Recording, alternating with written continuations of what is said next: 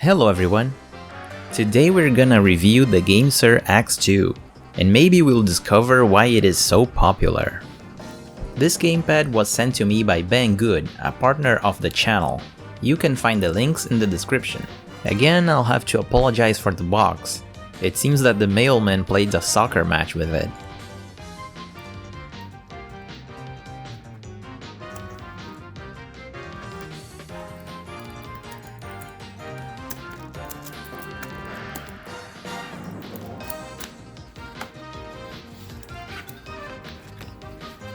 Thankfully though, the Gamesir X2 comes with a protective case.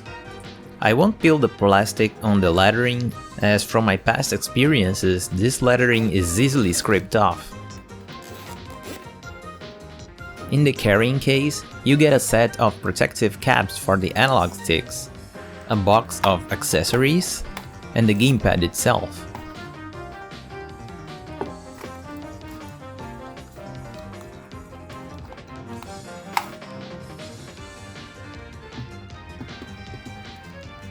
You get two convex and two concave analog caps.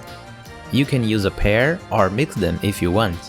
The caps make the analog stick slightly larger, which in my opinion is much better.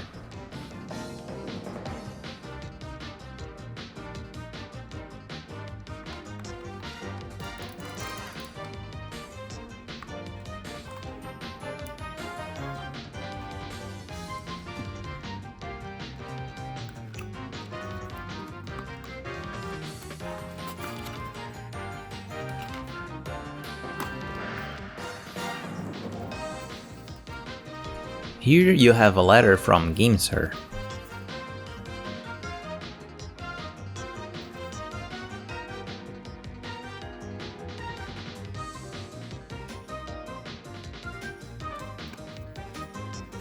And a pretty simple user manual.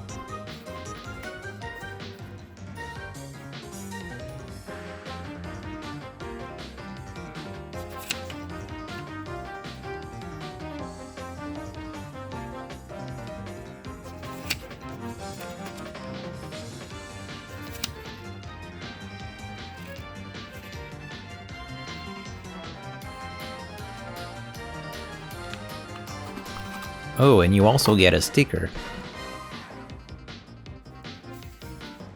The carrying case is of a good quality. You have a pocket which you can hold a power bank or even your smartphone, and there's this nice elastic band to hold the controller in place.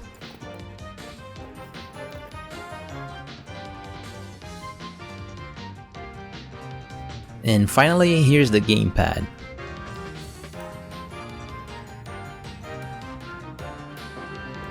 The shoulder buttons and triggers are clicky, they have clicky switches. And the other buttons too, you don't have any rubber membranes here. All of the buttons feels just like the ones on a Joy-Con. The springs are really strong, and the gamepad stretches out very smoothly.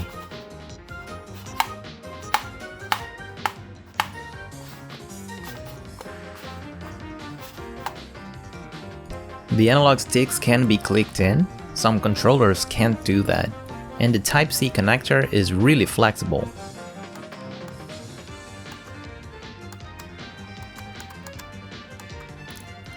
Below the D-pad you have a USB connector for charging your phone while playing.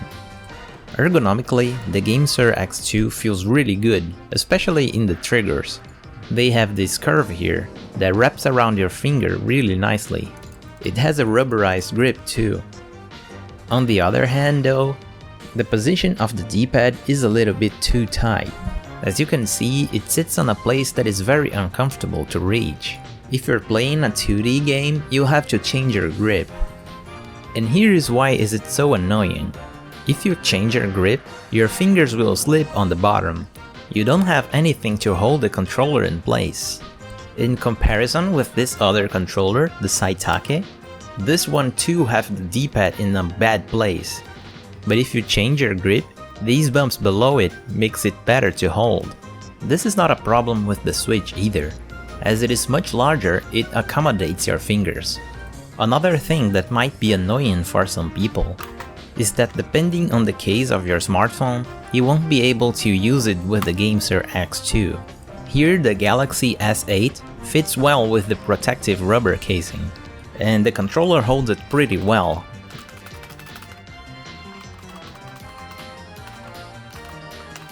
But with my S20 FE, I can't use it with the case, as the case stops the plug from reaching all the way in.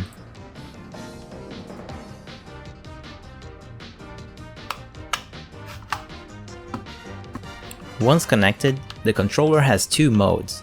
If the light is blue, this means that the gamepad is working well as a gamepad.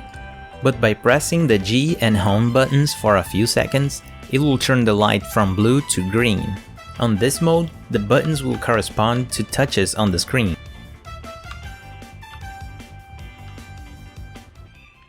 And let's test the pass-through port.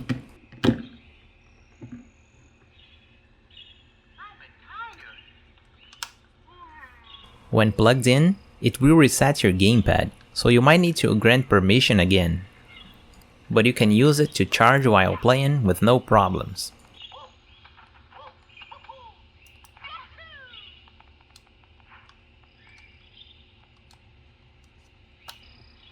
Sadly, headphones won't work, even if they are USB Type-C.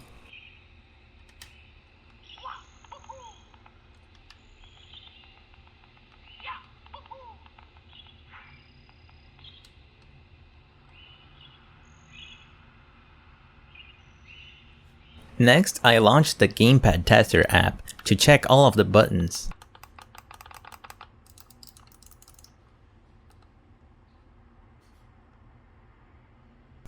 But then I went to test the analog sticks, and here's where things get ugly. You can see that the sticks snaps to the axis, and it sticks pretty bad.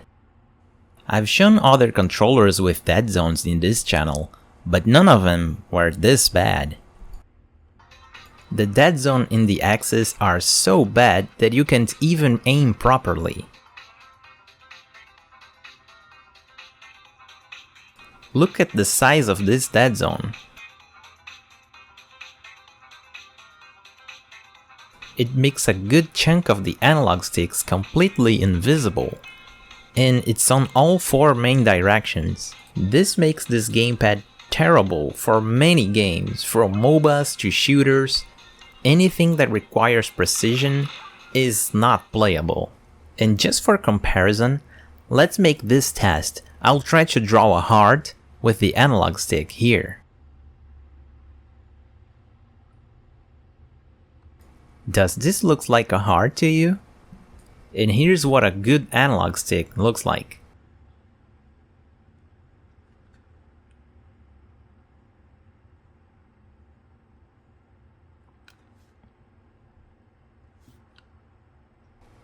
There is no comparison. It is much better.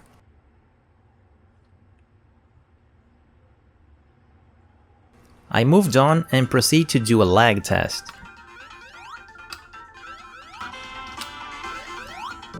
And as expected, it is faster than Bluetooth gamepads. But some gamepads have a 2.4 GHz dongle, which is faster than Bluetooth. Let's compare it again.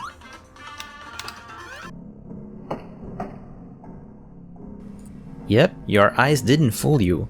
With a physical connection, the Gamesir X2 has more delay. I couldn't believe it either, so I made the ultimate test. With the super slow-mo camera, I record the footage on both controllers. And even though the sync is not 100% perfect, it is clearly visible that the Gamesir has more delay.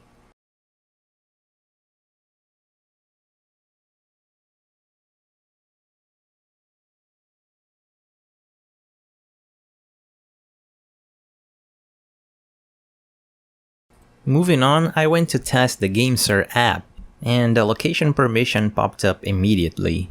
Some people don't like invasive permissions on their smartphones, and if they refuse this permission, the app will simply show this message and kick them out.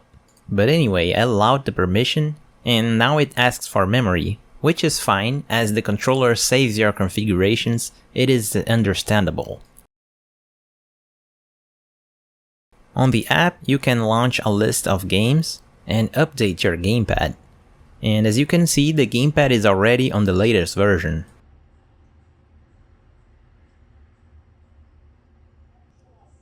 You can also change the button layout from Switch to Xbox. I prefer the Xbox layout as most Android games uses those. And you can also test the buttons here too. Oh, I forgot to do a D-pad test. The diagonals are good and you can easily access them. Let's take a quick look at the app and how to configure your settings. By pressing Add button, you can drag these icons around and press the desired button. You can set a single button or a combination, and you can position both analog sticks anywhere on the screen. You can resize the range of the analog stick, and the buttons have many configurations too. Click mode, there's a separated press and bounce. This will register 2 clicks, one when you press the button and other when you release it. Turbo mode is self-explanatory. Skill wheel is for holding the button and aiming with the analog stick. Cast cancel is useful for mobile games. You should position the button on the cancel icon, and while you're aiming, if you press it, it will change the touch for that location. One button macro for some reason crashed the app on my smartphone, so I can't show it. Same goes for gesture mode. If I click OK and try to use it, it crashes the app. For Brawl Stars, let's configure the skill wheel.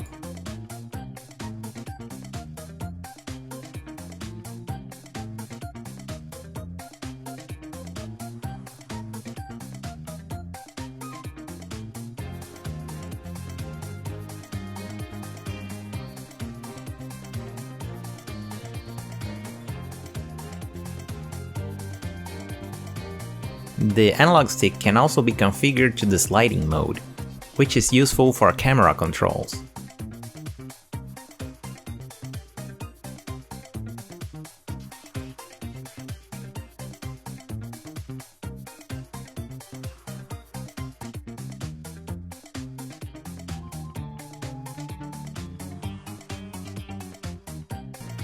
I got this problem while testing. I was aiming at the same direction, and each time I clicked, the cursor registered in a different position.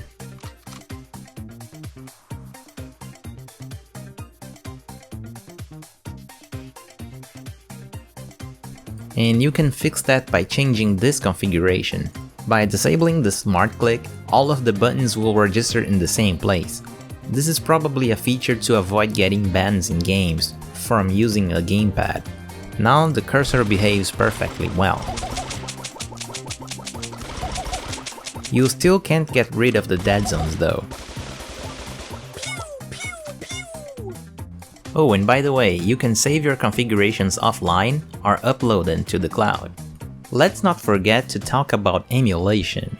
In the past, if you wanted to use the AGNS emulator, you needed to have the Gamesir X2, as it was required to use the emulator. Today though, they opened up a subscription service that allows you to use other controllers and touch controls. So I downloaded the AGNS emulator and attempted to emulate one of my games. The results though were pretty disappointing. Switch emulation on smartphones is still too experimental.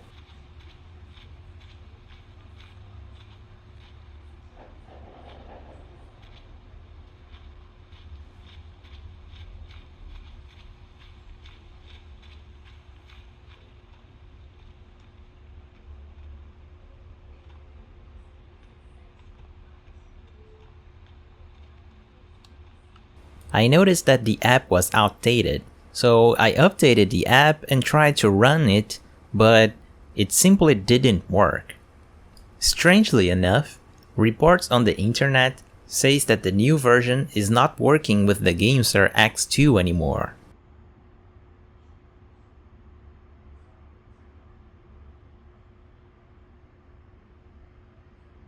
I wonder why. Moving on to the teardown, I found these screws that are very unusual. They are star-shaped. But anyway, let's go ahead. After removing all screws, I found some resistance.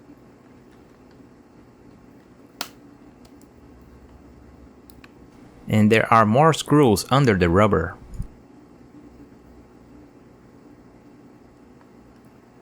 I used a hairdryer to soften the adhesive and remove the rubber.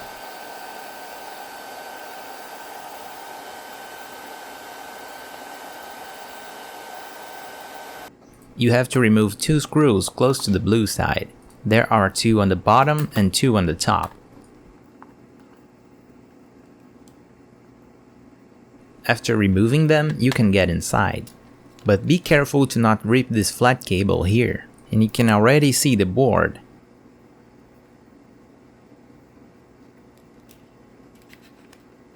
And the springs, which are very strong. These wires on the springs immediately caught my attention. Why there are wires connected to the springs? After removing the middle part, you see why.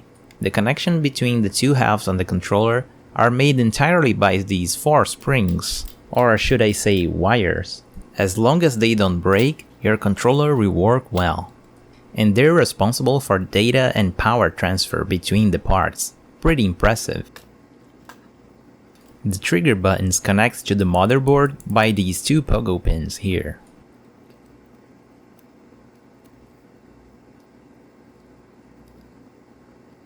They connect to this point on the motherboard. And here's the analog stick. It is a regular potentiometer stick, same as any other controller.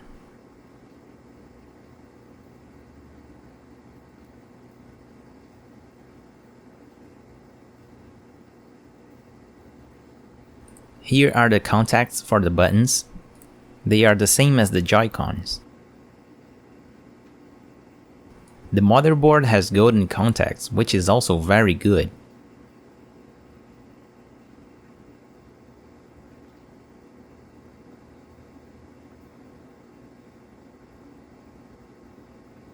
And the shoulder and trigger buttons have Kale switches. This is very nice. They used high quality and very durable switches.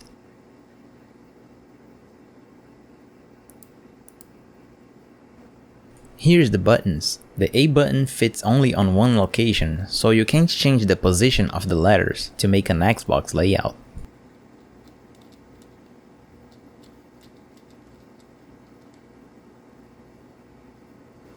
I really gotta say that the spring idea is very interesting.